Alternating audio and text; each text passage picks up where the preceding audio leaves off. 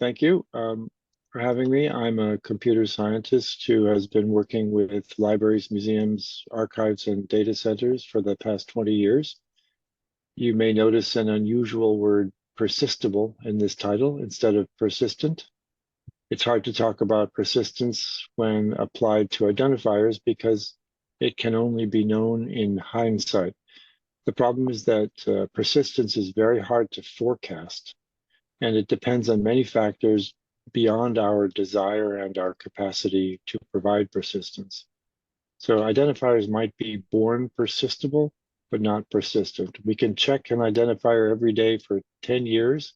It might possibly prove to have been persistent in its first 10 years. So let's go ahead. Why should we care about ARKs? The average lifetime of a URL was once said to be 100 days. At the end of its life, a URL breaks, usually giving you the dreaded 404 not found error that most of us have seen.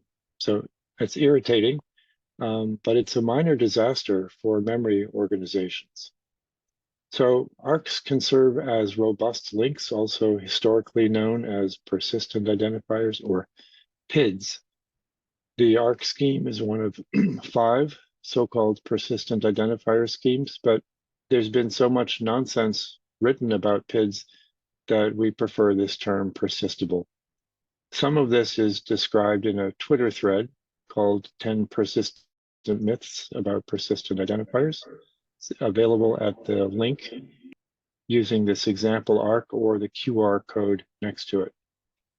So every URL link is potentially persistent, but strangely, some people think a URL becomes a PID when it acquires some superficial syntax differences, such as the ARK colon in this ARK, or when you see the domain name doi.org at the start of a URL. Syntax is not a magic guarantee. It's never more than a suggestion that you might find this link to be more stable than the 99% of URLs that are produced without a thought for preservation. So-called PIDs break regularly by the hundreds of thousands, and that's a normal part of providing a preservation service. Committed service providers will even repair some of those links. So syntax doesn't make it persistent, just possibly persistable.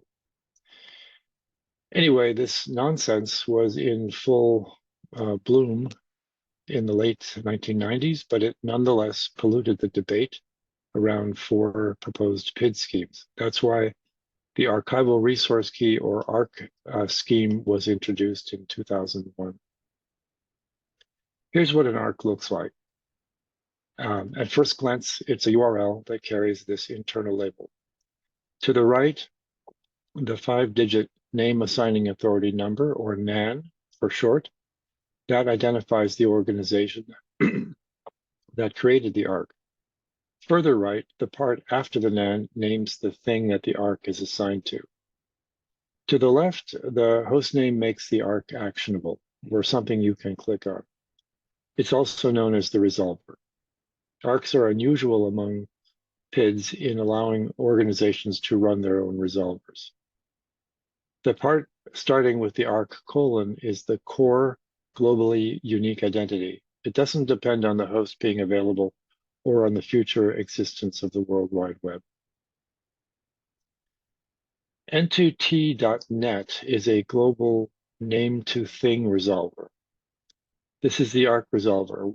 Why is it called N2T? Why doesn't it contain the letters ARK? The ARK design wanted to break out of the silos and the walled gardens surrounding other identifier systems. So what got built was the name-to-thing resolver, or N2T for short. The domain name is good for short citation strings, and N2T also resolves hundreds of different identifier schemes. I invite you to try and visit n2t.net right now. ARK organizations include a wide variety of memory institutions, nonprofits, for-profits, and government agencies. A few are listed on this slide. We've seen accelerating adoption in South America, Africa, and India, including many small publishers using the open journal system software. At the lower right is another example of a real ARK identifier, which you can spot by the characteristic ARK colon inside it. This one points into the collection of the Louvre Museum. In descending order, according to numbers of ARKs assigned, I'll mention just a few of the kinds of uses of ARKs. The heaviest user by far is the largest genealogical research organization called Family Search International. Next is the archive of source files for mainstream published content. Technically, they have over 40 billion ARKs, but apparently there are only 100 million that we're meant to count as interesting. The Internet Archive has been assigning ARKs to scanned books and texts since 2008. The Smithsonian is rapidly expanding their use of ARKs from 15 million with a target of 150 million. The French National Library was an early adopter, and here's a wonderful image depicting the biblical ark, and of course, it also has an ark. ARKs are important for people, especially historical figures. For example, there's an ARK for Ada Lovelace. That's part of the SNAC project, which is a little bit like orchids for dead people.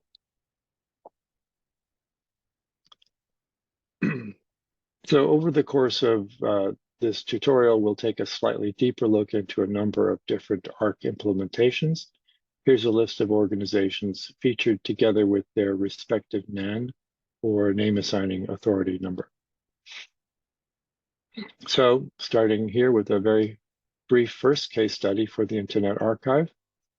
Note the reserved NAN of 13960. This is an example of a venerable library cataloging standard that has been digitized from paper and deposited in their text archive with an ARK. On the right is the metadata record, where you can see the ARK they assigned with its NAN inside that red rectangle. Note how different it is from the identifier field above it. In contrast, the ARK is opaque, which helps it to age and travel well for external citation, even if it's awkward for backroom administrators. You can see a bunch of metadata above that, including 2 URN identifiers that came in with it.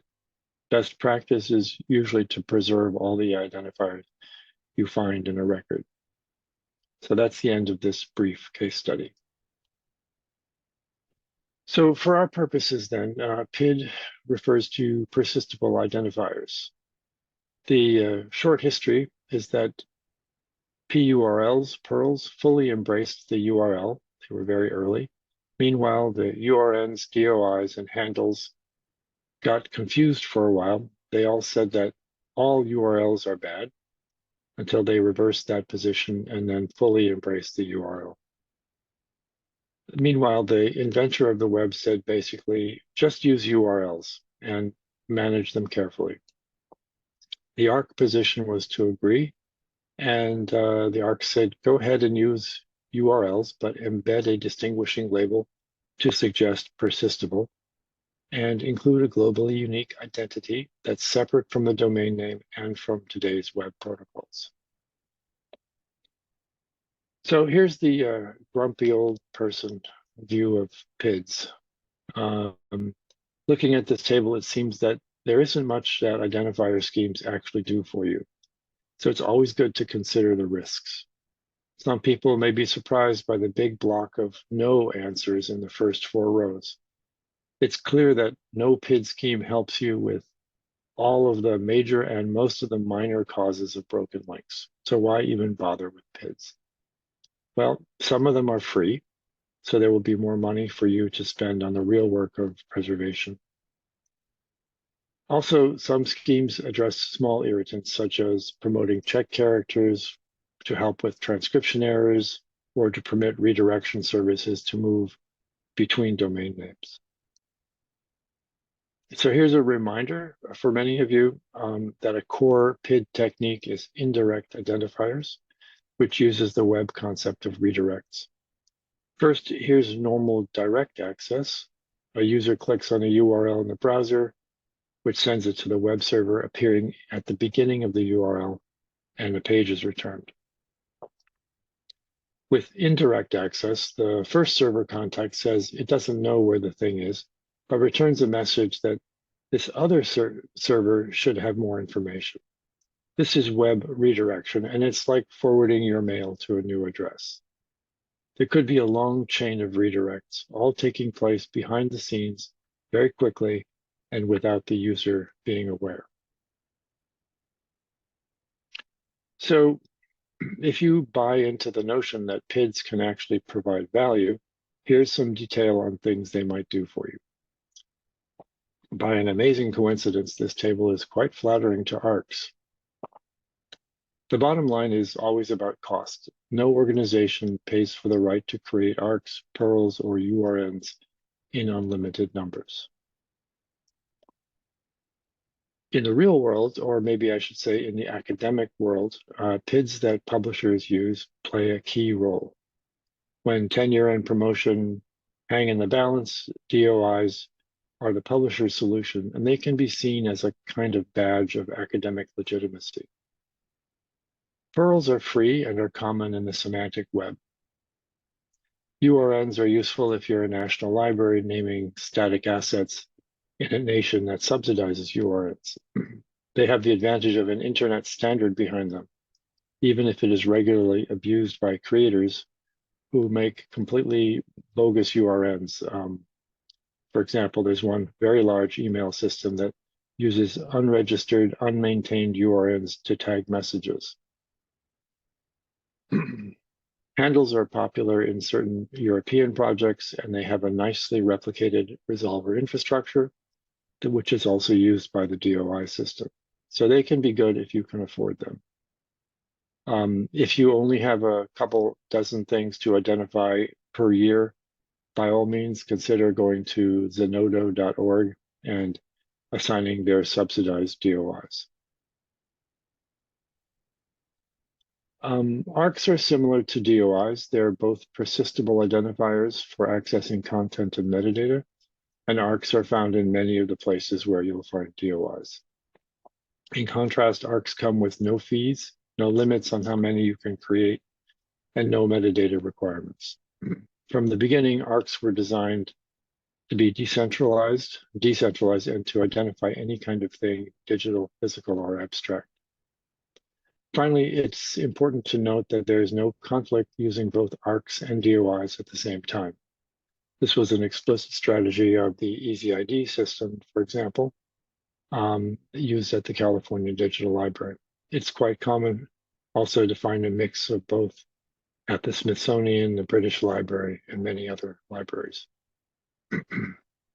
So here's a second use case, this one for the Smithsonian, whose NAN is 65665.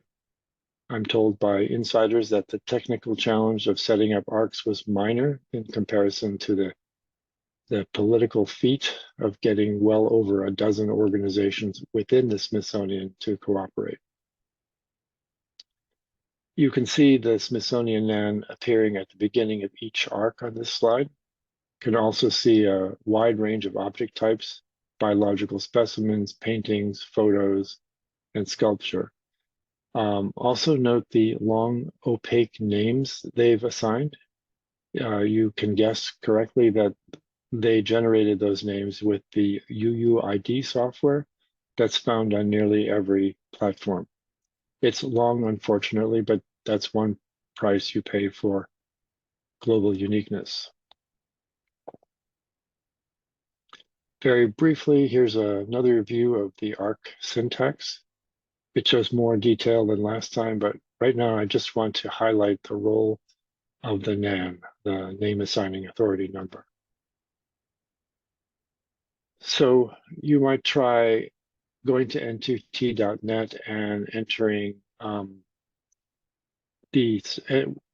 entering in your browser n2t.net ARK:12148. If you try that, you can inspect just one NAN by entering it in your browser. This is basically taking an ARK and truncating it back to the NAN. and you'll get information directly from the registry. In the returned record, you'll see the name of the organization. Now try that with other NANs, or just try backing off to the scheme name itself, which is n2t.net/arc:, and you'll get a description of that scheme. And you can do that for any of the 600 schemes that N2T supports.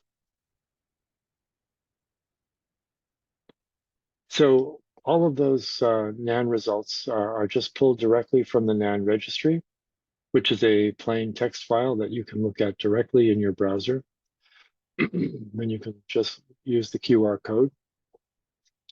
I encourage you to do that. When you ask N2T to tell you what the NAN 12148 is, you get the record for the National Library of France, as well as when it was registered in 2005. And very importantly, where the N2T resolver should redirect incoming ARKs so that they get sent to their resolver. So the NAN has two main purposes. It's a lookup key for the resolution reference point, and by defining the root of a global namespace, it isolates an organization's autonomy and responsibility for assigning its ARKs. Without interfering with anyone else's assignments, the organization can determine its own policies regarding identifier form, uniqueness, and reuse, similar to how it can assign URLs under a domain name that it owns in any way that it wants. So you could try filling this out anytime you wish. If you feel like doing that or sharing this with others, you can always indicate in the final comments that you want this to be just a training exercise. This is literally the form you use to request a NAN, and within 2 business days, you should get an assignment. So some details on strings. People talk a lot about opaque identifiers or non-opaque identifiers. Opaque identifiers are a bit painful to use, but they age and they travel well. So they're good for persistence. You can get some relief by adding semantic or non-opaque extensions. And that's okay, because generally we commit to the higher level object at the opaque level, and we have a weaker commitment to the extensions, which may be thought of as service access points.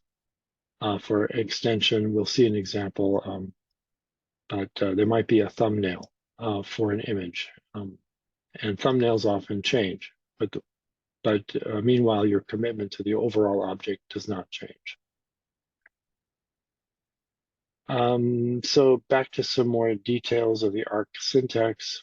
The special characters / and period have reserved meanings in ARK suffixes. So that makes those characters effectively non-opaque. They help the recipient make inferences about one resource containing another or one resource being a variant of another. In a non-ARK URL, you could guess at similar interpretations, but in ARK-based URLs, the guesswork is gone. If you use these reserved characters, you are formally declaring that these relationships exist. So we'll see an example. This is a third case study from the French National Library. It starts with this global view, the ARK scheme itself. Then we have a name authority, 12148, which we've seen before. Then we have the assigned name. In this case, it's an opaque name for the overall object. And then there are delivery mechanisms for the service. Note that they do not use N2T. They use directly their own resolver.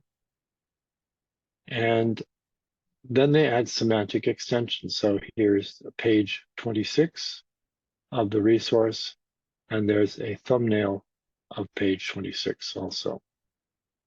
And these are non-opaque extensions. So there is an assignment region that takes place sort of in the middle there, and there's a resolution piece that occurs on either end. So there's some flexibility on how you resolve on either end. The domain name could change. You could use N2T and you'd get the same result.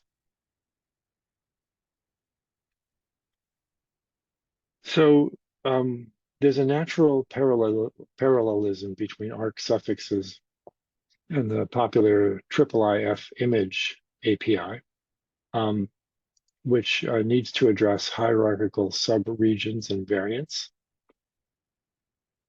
So as a connection to the National Library of France use case, here's a IIIF compliant URL from them. This requests the return from page 29 of a specific rectangular region given by the comma-separated list, requesting the JPEG in the full quality version. So ARKs are quite flexible. You can throw them away, which is much easier if you have never told anyone about them. ARK metadata is uniquely flexible. So starting in the planning phase when it just needs an identifier so you can talk about it. We name our children before they're born. So we name things we are planning to create before they're created. Then at the moment of birth, when we have a digital object, finally, we might assign a redirection target as the one and only piece of metadata. Later, draft metadata can be added and reviewed by others. Still later, the identifier can be published. Finally, with mature metadata ready for public release. Or if things did not work out for the object, you can throw it away and throw the ARK away. In contrast, let's take, for example, DOI systems. The ones I know require full metadata, including the publisher and publication date, whenever you create the actual DOI. And that applies to statues, paintings, fossils, and butterflies. And you need all of that metadata before you can create it. So with ARKs, you have a publication, a sort of a persistence-ready identifier. And if it doesn't work out, you can just throw it away. And you didn't pay for it. So an ARK should lead to three things. To the identified thing, it's a digital, physical, or conceptual. And if it's physical, it's okay to get to a digital surrogate, certainly. It should also lead to metadata about it. And the metadata should answer very minimal metadata answers the sort of who, what, when questions. It should also get to a nuanced persistence statement, which sets expectations about what kind of persistence you mean, and how long, and who are you as a provider to provide this persistence.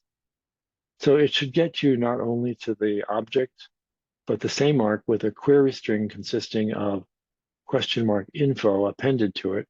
That should get you to a record of metadata describing it and including that persistence statement or a description of the provider's commitment. So getting you not only to the object identifier it identifies, but also to the metadata record. Here's an example. So this is a slightly incomplete response, but it's nonetheless real. You can see that the metadata is quite simple, and it ends with an undefined persistence statement because that in particular is still being developed, and we invite people to help us with that. So !info is an example of an ARK inflection. An inflection is a grammatical device to change the meaning by making small changes in the original word. The English language has lost most of its inflections, but I think non-English speakers, at least Indo-European languages, are quite familiar with inflections. So one advantage is that you don't have to assign and manage a completely separate identifier for the object and for its metadata and for a persistent statement, for a landing page, etc. Instead, you just inflect the original ARK.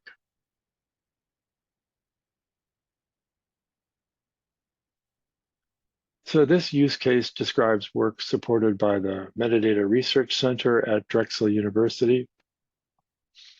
Note that the nan here is more than a number. It has extra characters on the end, namely this /H1. That is known as a shoulder. Why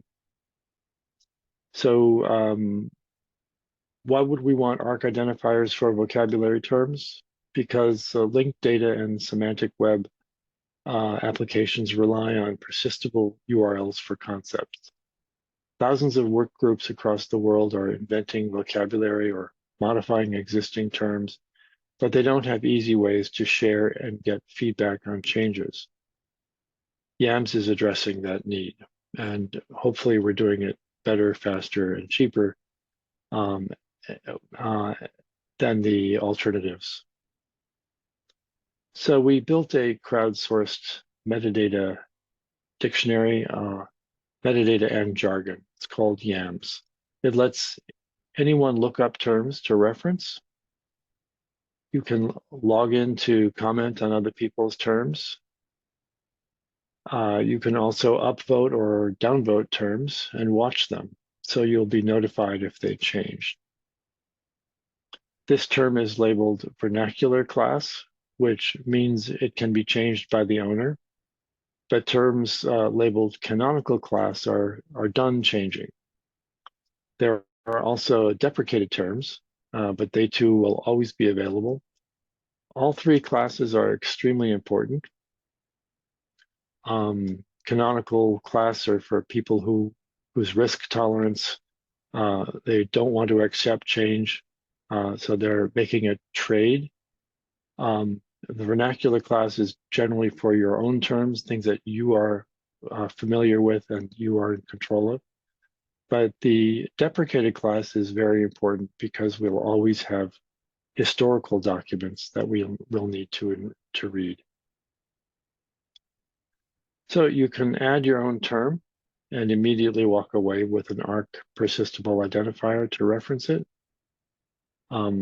There's no problem creating multiple terms with the same name string.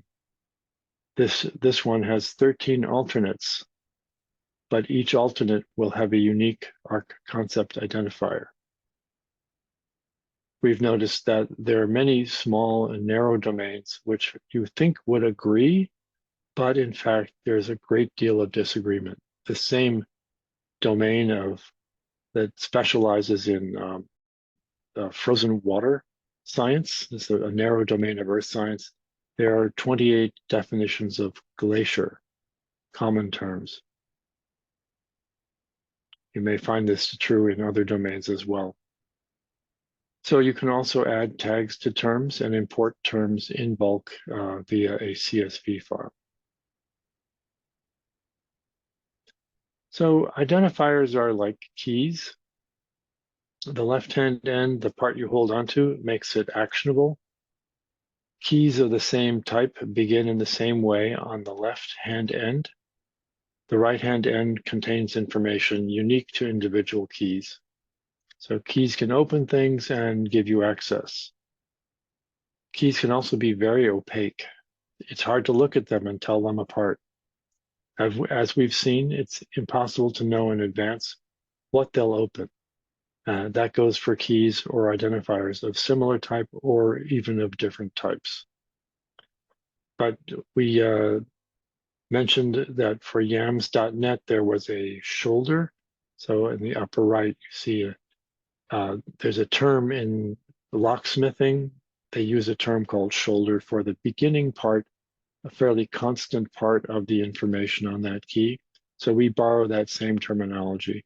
And then for the rest of the the information part of the key, we use that terminology also. They call it a blade. So there's shoulder and blade. So people talk about persistence, but they seldom define it. It's not on or off. It really is nuanced. The bottom line is that valuable objects are often complex, volatile, human-curated clusters. Preservation sometimes demands change. Thumbnail images from 10 years ago look low quality today, so we replace them with better images. OCR algorithms have improved in 10 years, so we rerun the algorithms again to produce better text files.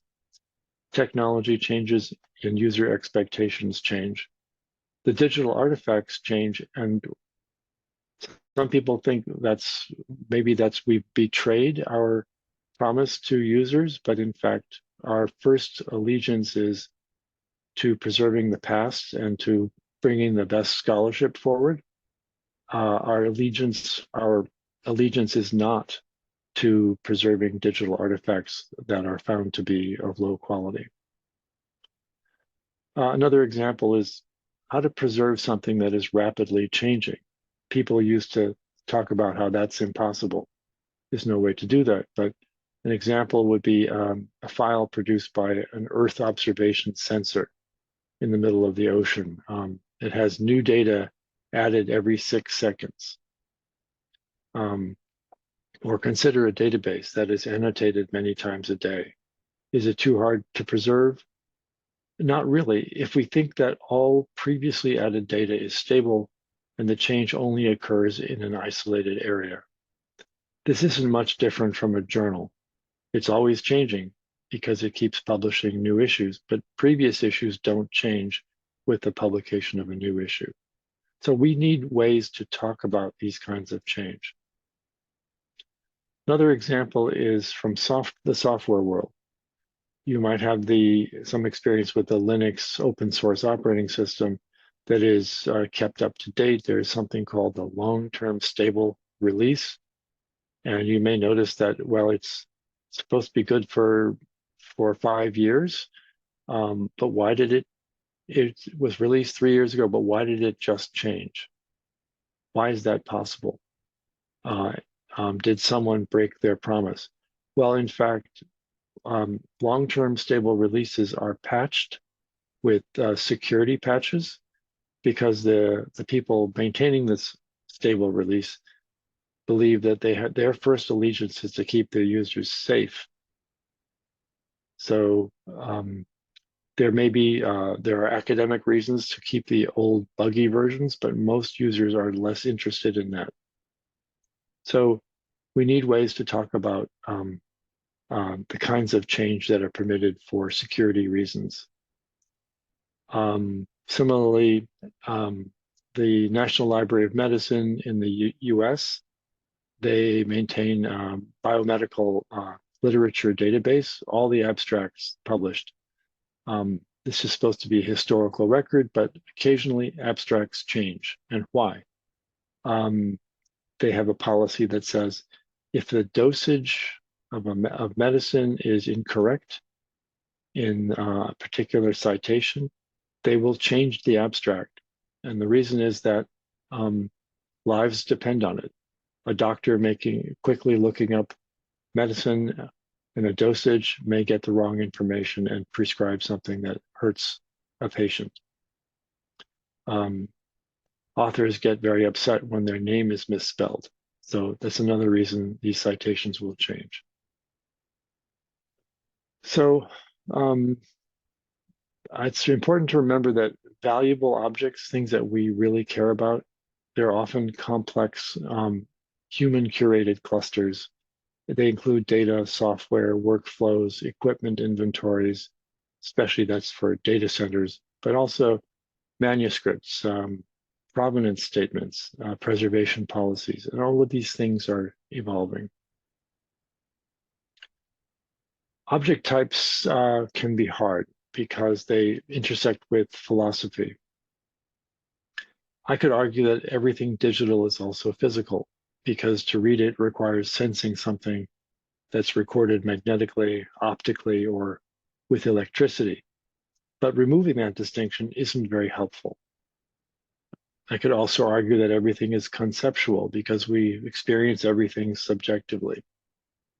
But meanwhile, there are very practical questions. What if we start with a physical collection and then digitize some of the objects? Does a digitized object get a different identifier from the physical object? Is the digital object a surrogate, or does it stand as a different object by itself? Does object metadata describe the digital file or the physical object, or both? So an emerging model that's becoming common is to encapsulate both the physical and digital object in one overall logical object. This is quite flexible and lets you describe and commit to objects that may or may not one day be digitized, perhaps when the funding is awarded. And then you add the surrogates later with minimal disruption to your persistible identifiers. In this model, you would assign opaque ARKs to the object name level with the highest commitment to the overall object. Then for the digital artifacts, you would have a less opaque name with suffixes as extensions. These are like service access points that come with lower commitments, since they are most subject to change. You can then keep your commitment to the object, but feel more free to replace those thumbnail images in the OCR analyses. So if you're implementing ARKs, there are a number of tools that can be found in the resources area of the ARK Alliance website. It includes documentation on software, on such things as minting and resolving. There's some original old Noid software written in Perl, and there's a Dockerized version called ARK Noid that is mainly for easy minting. There's also a combined solution from the Internet Archive called ARKlet. For pure minting solutions, you can use any simple counter that you want, or a very common, the very common UUID software, or the newer but less well-known ULID software. People like short identifiers, so Noid gives you the shortest, ULID is the next, and UUID is longer. There's also a very full-featured ARK plugin for journals, and it's a minter and resolver, and it's useful with the open journal system. Libraries could be interested in the University of Toronto's in-house library system. And when you implement, you should consider using something called suffix pass-through, which was used by N2T and the EasyID software. The way it works, it's a feature that a web server can choose to support in order to greatly increase the number of identifiers that it can forward. With apologies for the grainy images, it's illustrated by this animation. Suffix pass-through dramatically reduces the burden of maintaining identifiers by permitting one identifier to stand in for millions. The way it works, given a URL for a stored identifier, if it arrives with an appended suffix, N2T, for example, will re-append it or pass it through to the identifier's stored forwarding destination during resolution.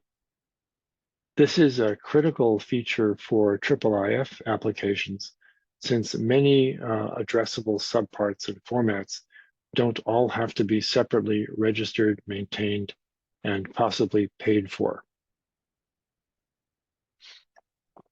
Here's a case study with a visualization from Dave Vigles of the US National Science Foundation iSamples project.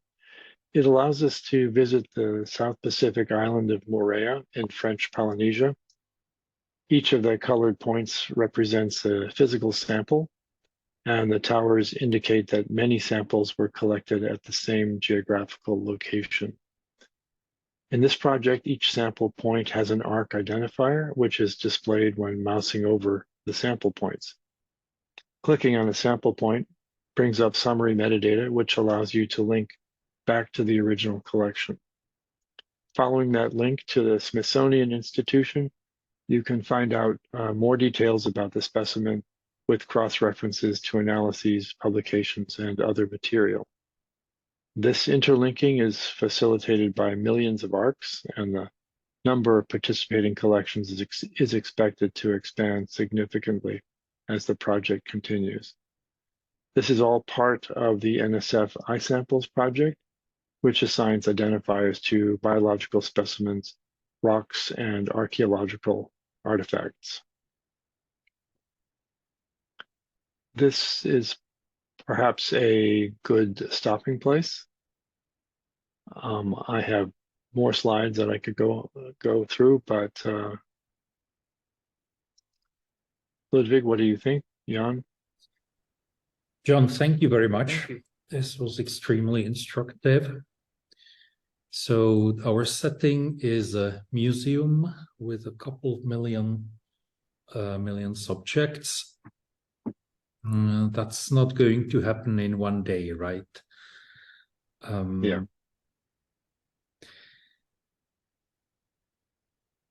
Do you think it's minting ARKs is a feature that should be built into the collection management system somehow, or should that be accessible as a service, as an external service?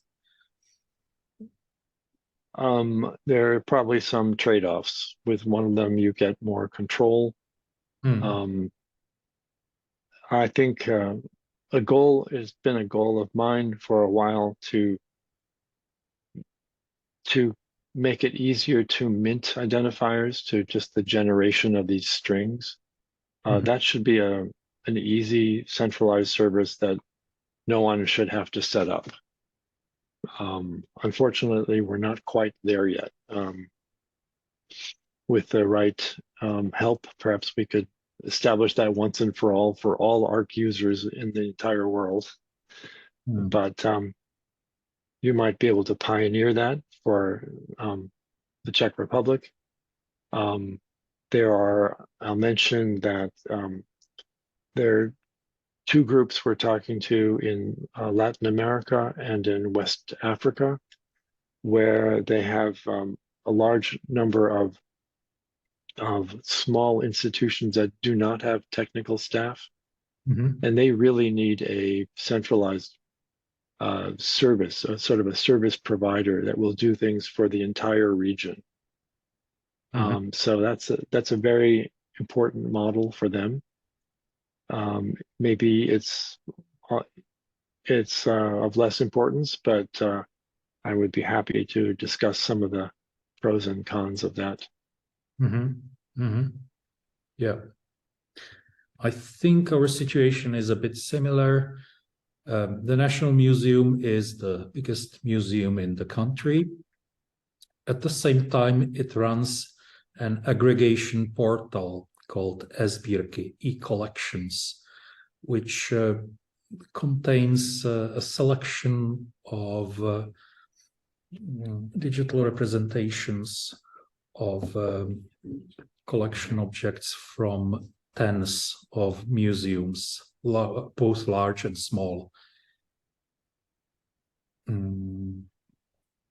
So now the discussion we are having is whether the ARKs should be implemented for each institution independently, or would the aggregating level be actually a good place for such a service, even though it might then not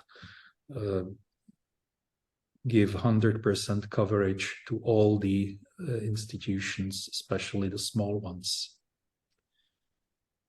Well, I think it's important that each institution's collection gets its own NAN. So you would apply for a NAN, and then that commitment to the NAN stays with the institution, but you can provide the service in any way you like. You could get quite centralized. There are vendors in France, for example, that work with local regional archives. So you'll have one vendor that provides services for 15 different NANs. And there may be one resolver for 15 NANs, and that redirects things to the right place. And that's perfectly feasible.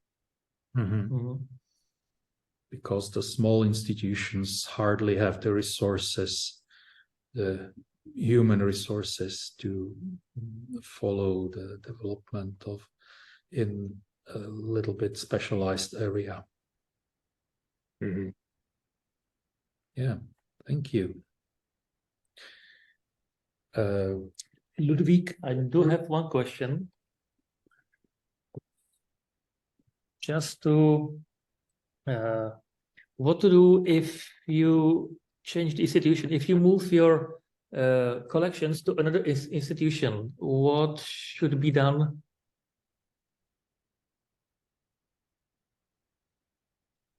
So shall I try to answer that? Yes. Well, there are a number of possibilities with the ARK solution. If an institution is moving its collection, you might ask, why is it moving? If an institution has lost its funding, that's an important, a sad event, but it means that their NAN will no longer have new assignments. If there are no new assignments, then we will leave the NAN record alone, and we simply update.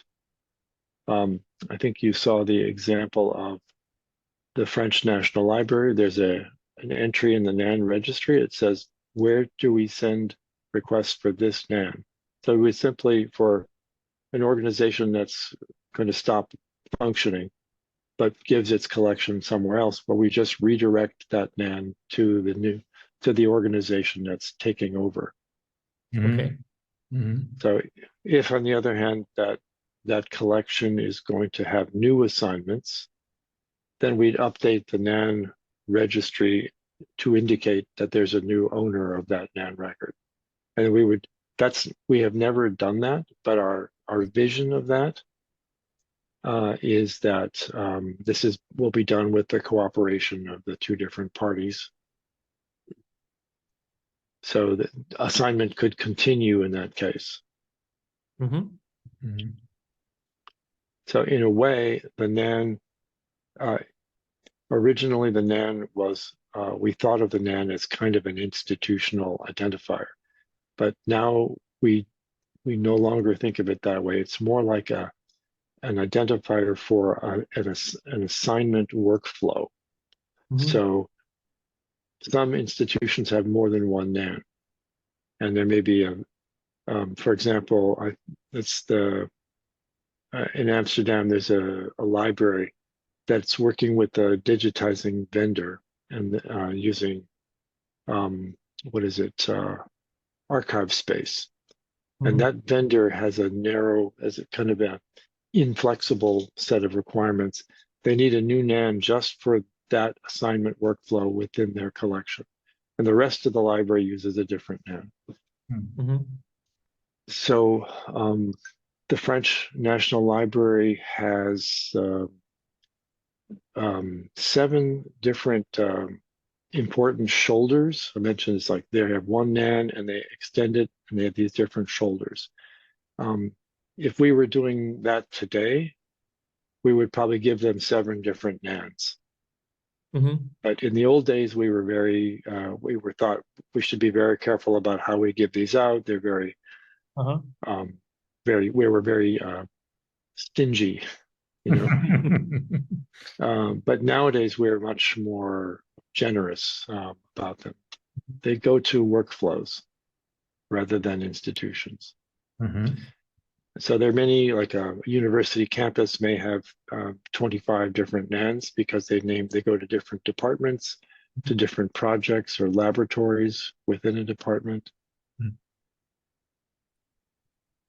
But with each none you give out, there should be someone responsible at the receiving end. There should be a person, or ideally some sort of group of persons with a clear mandate from their institution. Otherwise, the persistability is not going to happen, I'm afraid. It's going to break down some moment down the road. Yes, yes, you want a clear assignment, and they want that person to know their responsibility. Often you'll want to name, maybe instead of giving a contact email for a person, you give it for a role, like the main curator or archivist, or and that as the job changes and a new person comes in, they take over that responsibility. Yeah. Ideally, that sort of responsibility gets makes it into the job descriptions, I guess.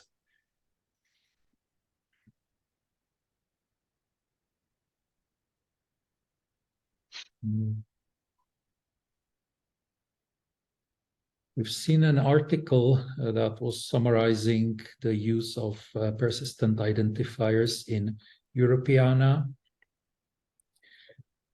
We may have the link somewhere. It turns out that ARKs seem to be the most popular type of identifiers, and yet it's only a small fraction of objects in Europeana that do have an identifier. So yeah, the Europeana has, yeah, they have come a little bit, they've been in business for a while, but they seem to be warming up to ARKs. Yep. It's only been this past year that we've had this tutorial information available. So it's been a very effective way of raising awareness about ARKs.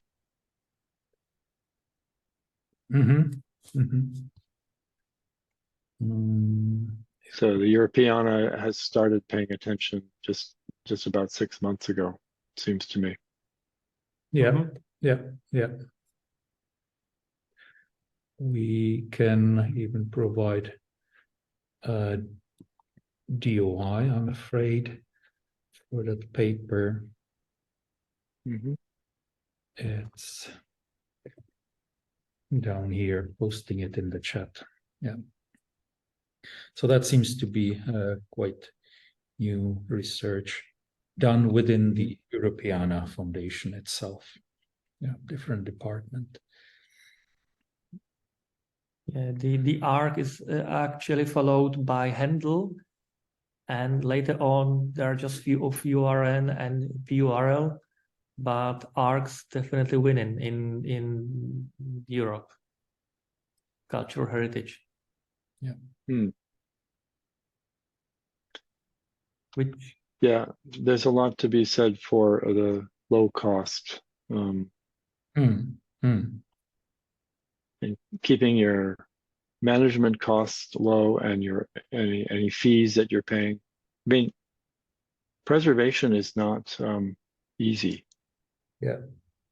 It takes actual work, so it's never free. But we need to save money, so we have more money to spend on actual preservation. Yeah. A paradox here might be that you may perhaps sometimes have difficulties getting enough management buy-in. If it does not cost money, then it may be a little different. Something like in the world of database management systems, the management will definitely know if you are running Oracle. It may not even know if you are running PostgreSQL.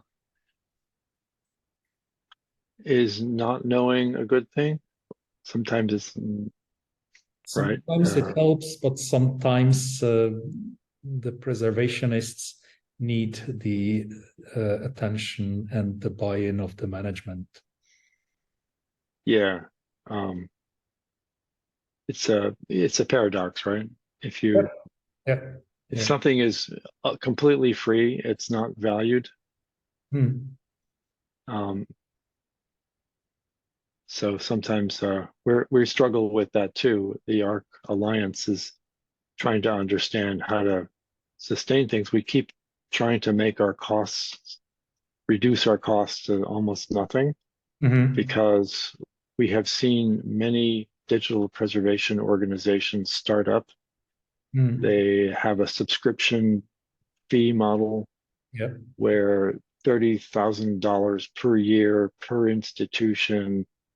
Then for example, the Digital Preservation Network started up, said we'll be here forever. 8 years later, they completely fold, and they're gone. And there's nothing they saved nothing they promised to save is saved, because their model didn't work. And then everyone forgets when the next model is, another subscription, high fees, prestigious organizations join, and then they get tired of paying and they wonder why they're paying, and it dies again. So we don't want to do that. So it takes some creative funding, creative financing. Yeah. We would love some ideas. This is a very promising approach that you are making. John, unless there are questions from the audience. Okay, so in any case, thank you very much, John, for your time and your. My pleasure. It was very useful, and yeah, if you don't mind, let's stay in contact. I'm sure that we will there will be more questions which will appear in the near future. So okay, let me know anytime. Okay. Thank you so much. Thanks. All right, bye-bye. A great rest of the day. Thank you.